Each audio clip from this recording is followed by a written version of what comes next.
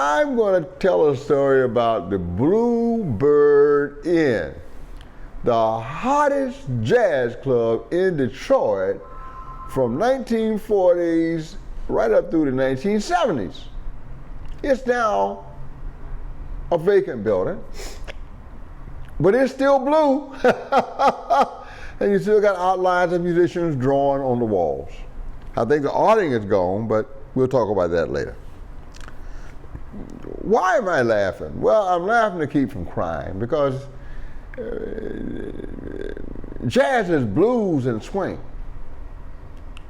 And there's a lot of blues in the lives of black Americans who primarily created this music. And the blues is not far from this story. So here we go. Born in 1878, William Du Bois eventually married Pinky. He was a migrant worker, which means he was traveling around the South picking fruit and vegetables, doing slave work basically, cotton. Then he became a laborer and a machinist, and he got some skills, but he was born in 1878. Why is that so critical? Well, Civil War ended in '65. You had the period of Reconstruction, and then you had Jim Crow starting somewhere around 1877, and it was the most frightening time for black folks in this country, more frightening than slavery itself. And he was born right at the beginning of it. So it wasn't long before he had enough of Alabama and moved to Detroit. Now, Detroit was also a pretty racist city, but if you were in Alabama in 1878 and 1880, Detroit was a vacation compared to that. And it wasn't long before he saved his little pennies and he bought two adjacent little buildings at 5019 and 5021. And he and his wife succeeded in combining those buildings. And that became the beginning of the Bluebird Inn. Now for this gentleman, as soon as he'd accomplished the combining of the buildings, he died.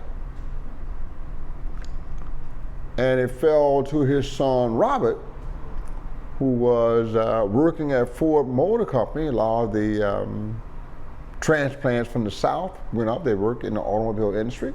He worked at Ford, and he had been like his father, industrious, frugal, saved his money.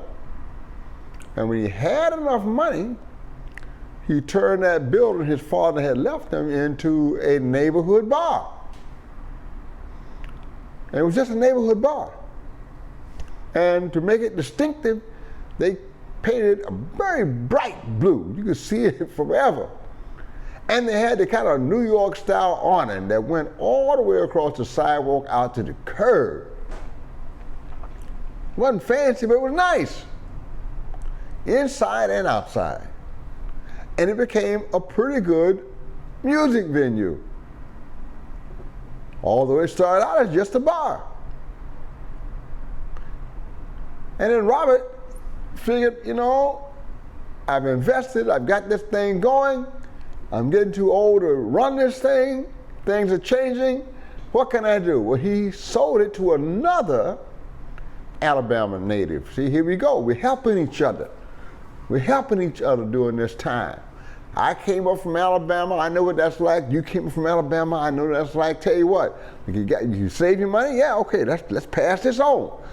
Edens took it over.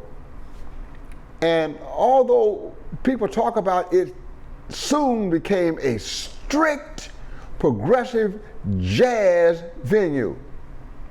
And most people trace it to 1948. That's kind of like the high point of bebop. Near the end of it, the transitioning into hard bop and all that is getting ready to take place. But other people go back in 1941 with this music, and it's experimental music. This bebop, the beginnings of bebop, the transition from swing to bebop, right there. You see, the Bluebird wasn't big enough to be a ballroom or a jazz club, so swing wasn't appropriate. So when the music changed from swing to bebop to a more listening music, it was perfect. And musicians started hanging out there. It was a comfortable venue for music. And the people who hung out there loved jazz. Not the blues that you could find in Detroit, or rhythm and blues, which later is going to become the Motown sound, or any of that. The people who went to the Bluebird, the people in this neighborhood, they loved jazz. So jazz musicians were very comfortable playing whatever they wanted to play, trying whatever new techniques they wanted to try, because they knew they had an appreciative audience that would always support them. Eventually, Mr. Adams had a house band, musicians that played there 4 or 5 nights a week, local musicians. And then he started inviting touring musicians to come through. Tommy Flanagan would come back after he had left the Detroit area. Miles Davis was a regular there for several months. Betty Carter would come back and play there. She was also a Detroit native. The great Cannonball Alley, all the way from Tampa, Florida, he ended up there. And as people, Illinois' Jack Hatt ended up there, Sonny Stitt, and as people traveled through, musicians in Detroit got to hear the best of the best, and this Detroit jazz scene grew and grew and grew around the Bluebird. All the great musicians that came out of Detroit who were going to make it later. The entire Jones family. Hank was there. Thad was there. Elvin actually was in a house band for a while. Tony Flanagan was there, as I said. This was a breeding, Yusuf Lateef. Okay, this was a breeding ground for Detroit jazz musicians. Now, one musician, Pepper Adams, who is not black, said that the audience was 99.5% black. 99.5% black. Yet, when he would go there and play, and for a while in the 50s, he was a part of the regular house band. He played there 5 nights a week. He said he always felt comfortable. He never had any of that racial stuff thrown at him. Not inside the club, but even around the club in the neighborhood. People just didn't deal with that. That kind of attitude was in another part of Detroit. Yeah. So Pepper Adams was nurtured and grew up.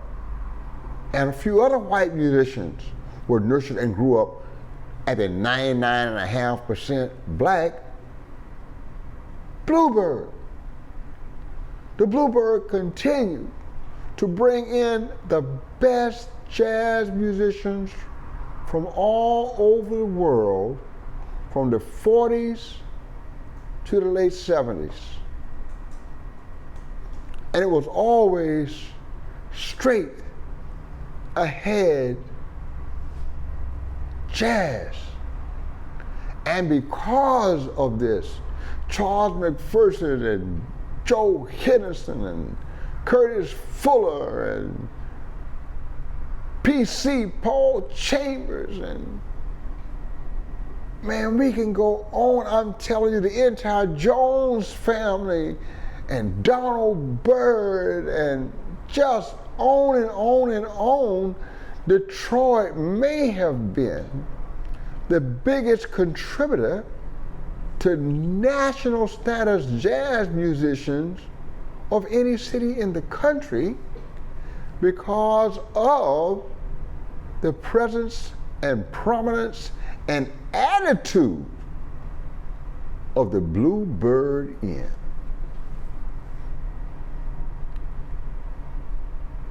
I hear Thad Jones has a composition called 5021. And some people wonder, well, what's that all about? Well, when they combine the building at 5019 with the building at 5021, the address of the combined building was 5021. So when Thad wrote that piece, that was his dedication to his favorite club, his incubator, the Bluebird Inn. So now, these small venues that we don't know, we all know about the Cotton Club, but very few people know about the Bluebird Inn. And the Bluebird Inn did 100 times more for the development and cultivation of jazz in this country and worldwide than 10 Cotton Clubs. So I'm just trying to throw a little perspective out there. And all because that Jim Crow thing in Alabama was too much for William D. Boys, who moved up to Detroit and bought these buildings, turned it on to his son, Robert, who opened it as a neighborhood bar that played this special music. He was smart. And then he turned it on to another Alabama native, Larry Eddins, who continued to run it for decades as a strict jazz venue, allowing musicians to experiment and to have a great time and to provide a place for audiences who love real jazz to come and hear what they want, like they want, when they want, and everybody's swinging. Thank you very much. And it's closed now, but if you're ever in Detroit, you can drive by and see the vacant building, and you'll know it because it's very bright blue and it's got those outlines of musicians painted on the wall. Thank you very much.